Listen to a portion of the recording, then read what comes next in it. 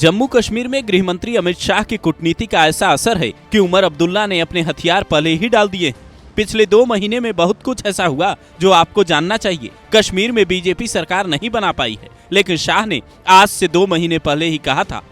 हम जानते हैं कि कश्मीर को कश्यप की भूमि के नाम से जाना जाता है। शायद हो सकता है कि उनके नाम से कश्मीर का नाम पड़ा हो। इतिहासकारों ने कश्मीर का इतिहास पुस्तकों के जरिए बताने की कोशिश की।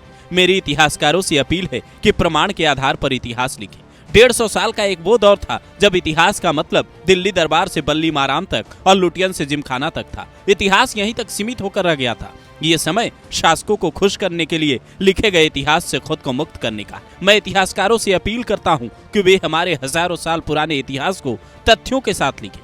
कश्मीर का भारत से न टूटने वाला जोड़ है। लद्दाख में मंदिर तोड़े गए। कश्मीर में आजादी के बाद गलतियां हुई, फिर उन्हें सुधारा गया। शंकराचार्य का जिक्र सिल्क रूट से साबित होता है कि कश्मीर में ही भारत की संस्कृति की नींव पड़ी थी।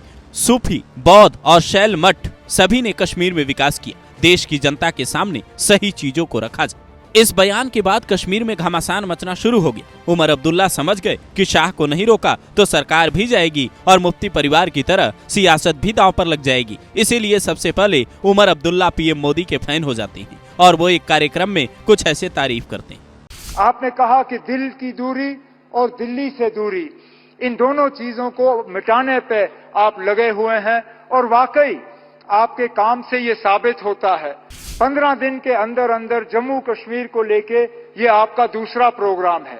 इससे पहले जम्मू को रेल डिवीजन से आपने नवाजा और उस प्रोग्राम में आपने शिरकत की। आज खुद आप सोनमर्ग आए हैं इस टनल का इफ्तिताह करने के लिए।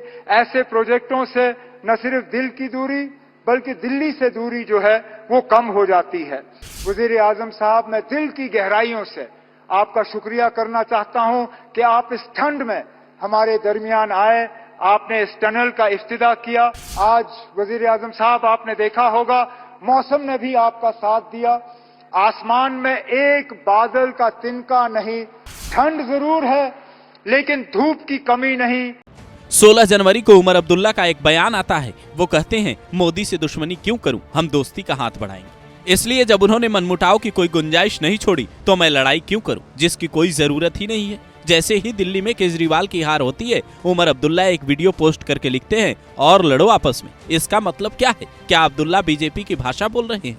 हम समझाते हैं। कश्मीर में अब्दुल्ला सरकार पूर्ण बहुमत की नहीं है। वहां पर कांग्रेस और निर्दलीय विधायकों के समर्थन से सरकार चल रही है। ऐसी सरकार कभी भी गिर जाए, ऐसा भरोसा हर किसी को होता है। उमर अब्दुल्ला ने शाह के सामने पहले ही हथियार डालकर दोस्ती का हाथ बढ़ा दिया है। राजनीतिक पंडित कहते हैं, जब भी कोई पार्टी बहुत ताकत में हो तो उससे दोस्ती का हाथ ही बढ़ाना चाहिए।